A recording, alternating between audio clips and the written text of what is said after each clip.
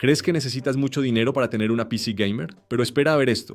Un cliente me trajo la PC de su hijo. Me dijo, ¿puedes hacerla gamer sin gastar mucho? Sin embargo, lo que trajo era casi solo para Excel. Era una HP ProDesk 400G4, con i5 de sexta generación ideal para oficina, pero absolutamente incapaz de correr un juego decente. Hicimos un upgrade justo al límite, 16 GB de RAM, SSD de 256 GB y una RX 640. Todavía no era una bestia, pero estaba cada vez más cerca. ¿El resultado?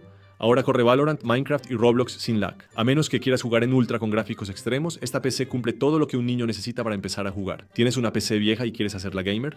Comenta gamer y te explico cómo hacerlo, pero hazlo hoy, antes de que suba el precio de la RAM y SSD.